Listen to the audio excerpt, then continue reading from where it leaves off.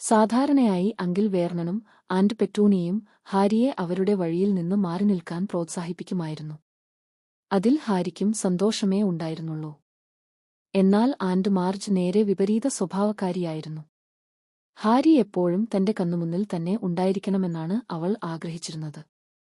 അങ്ങനെ അവനെ നിരീക്ഷിച്ചുകൊണ്ട് എങ്ങനെ അവൻ നന്നാകണം എന്നതിനെക്കുറിച്ചുള്ള ഉപദേശങ്ങളും കുറ്റപ്പെടുത്തലുകളും ഇടവിടാതെ പറയാൻ അവൾക്ക് കഴിയുമായിരുന്നു. ഡഡ്ലിയുമായി ഹാരിയെ താരതമ്യം ചെയ്യുന്നതിൽ അവൾക്ക് പ്രത്യേക ആനന്ദമുണ്ടായിരുന്നു.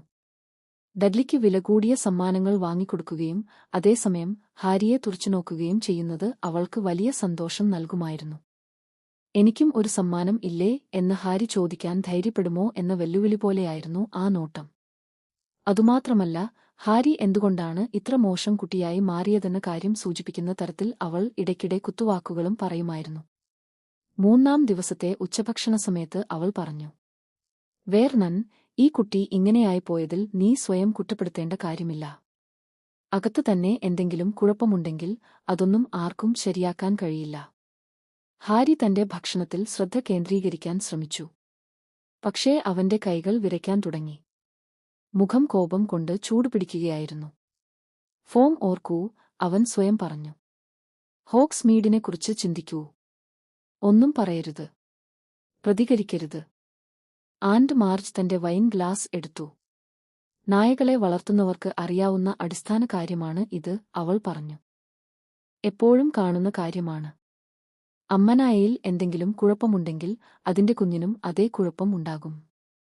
അതേ നിമിഷം ആന്റ് മാർജിന്റെ കൈയിലുണ്ടായിരുന്ന വൈൻ ഗ്ലാസ് പെട്ടെന്ന് പൊട്ടിത്തെറിച്ചു. ചില്ലുക്ഷണങ്ങൾ എല്ലാ ദിശയിലേക്കും ചിതറിപ്പറന്നു. ആന്റ് മാർജ് ഞെട്ടലോടെ ശ്വാസം മുട്ടി. കണ്ണുകൾ തുടർച്ചയായി ചിമ്മിക്കൊണ്ട് അവൾ ഇരുന്നു. അവളുടെ വലിയ ചുവന്ന മുഖത്തിലൂടെ വൈൻ ഒഴുകിയിറങ്ങുകയായിരുന്നു. മാർജ്, ആന്റ് പെറ്റൂണിയ ഭയന്ന് നിലവിളിച്ചു. മാർജ്, നിനക്ക് ഒന്നും പറ്റിയില്ലല്ലോ? ഒന്നും പറ്റിയിട്ടില്ല, മുഖം നാക്കിനുകൊണ്ട് തുടച്ചുകൊണ്ട് ആന്റ് മാർജ് പറഞ്ഞു. ഗ്ലാസ് ഞാൻ അല്പം ശക്തിയായി പിടിച്ചുപോയതായിരിക്കും. കഴിഞ്ഞ ദിവസം കർണൽ ഫബ്സ്റ്ററുടെ വീട്ടിലും ഇതുതന്നെ സംഭവിച്ചു. വിഷമിക്കേണ്ട, പെറ്റൂണിയ. എന്റെ പിടുത്തം കുറച്ച് ശക്തിയാണ്. എന്നാൽ ആന്റ് പെറ്റൂണിയയും അങ്കിൾ വേർണനും സംശയത്തോടെ ഹാരിയെ നോക്കുകയായിരുന്നു. അതിനാൽ മധുരപലഹാരം കഴിക്കാതെ എത്രയും വേഗം അവിടെ നിന്ന് രക്ഷപ്പെടുന്നതാണ് നല്ലതെന്ന് ഹാരി തീരുമാനിച്ചു. പുറത്തെ ഇടനാഴിയിലേക്ക് വന്ന ശേഷം അവൻ മതിലിൽ ചാരിനിന്ന് ആഴത്തിൽ ശ്വസിച്ചു.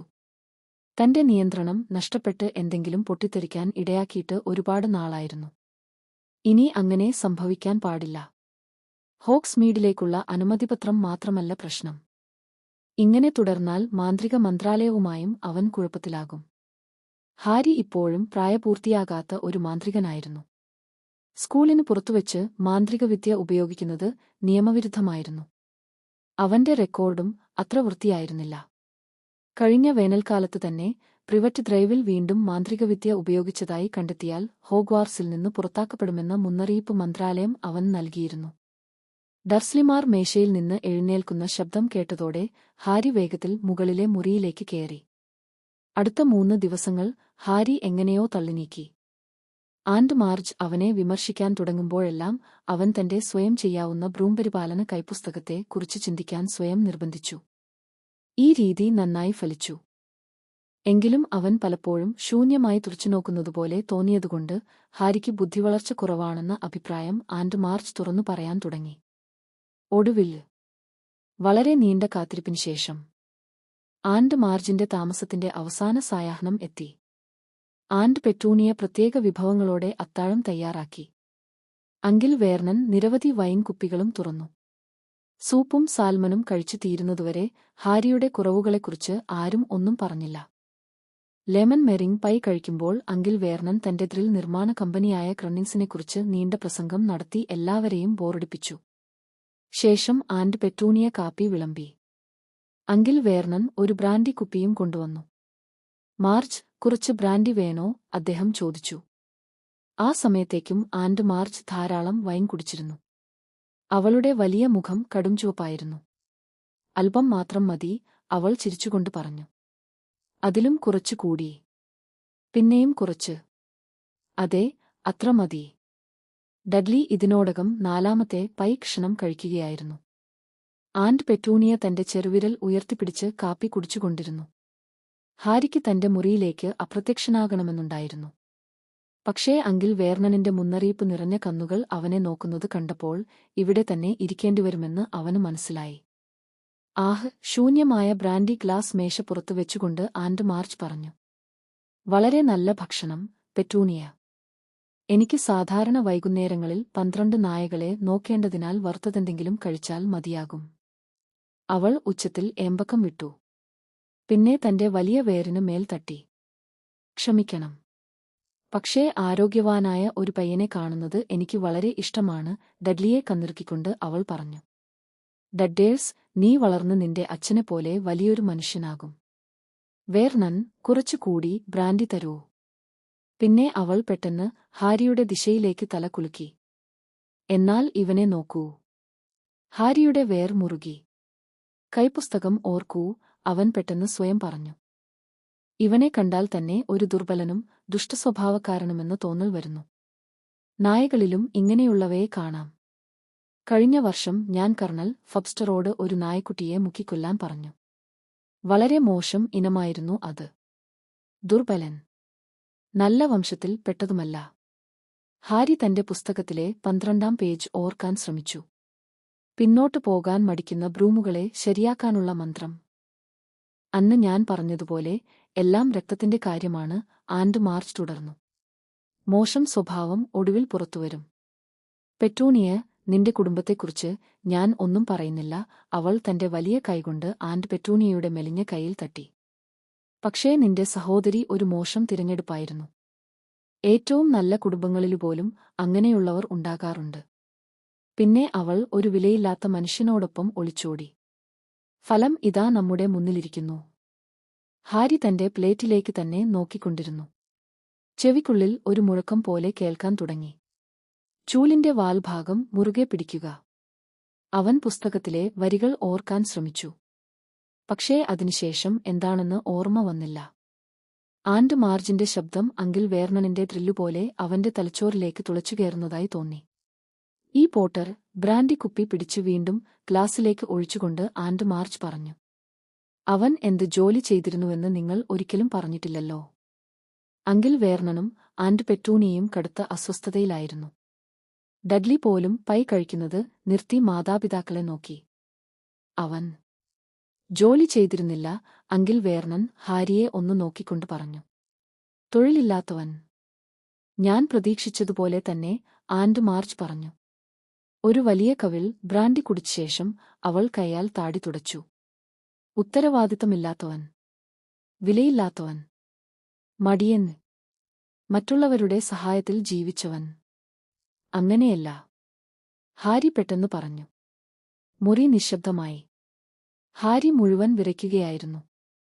ജീവിതത്തിൽ ഇത്രയും കോപം അവൻ അനുഭവിച്ചിട്ടില്ല.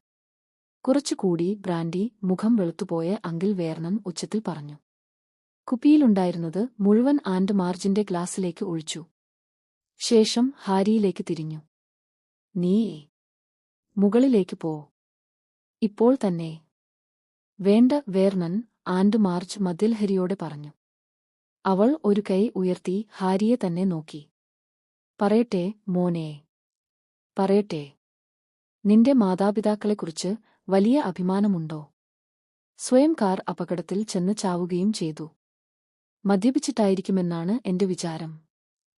അവർ കാർ അപകടത്തിൽ മരിച്ചതല്ല. ഹാരി പെട്ടെന്ന് എഴുന്നേറ്റ് നിന്നുകൊണ്ട് പറഞ്ഞു. മരിച്ചു.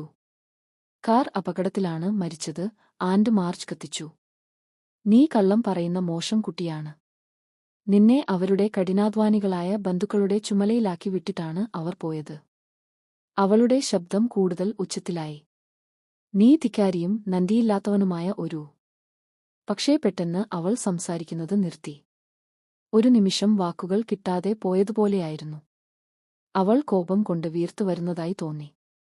എന്നാൽ അത് വെറും കോപമല്ലായിരുന്നു. അവളുടെ മുഖം ശരിക്കും വീർക്കാൻ തുടങ്ങി. വലിയ ചുവന്ന മുഖം കൂടുതൽ വലുതായി. ചെറിയ കണ്ണുകൾ പുറത്തേക്ക് തള്ളി. വായ അതിയായി വലിഞ്ഞു.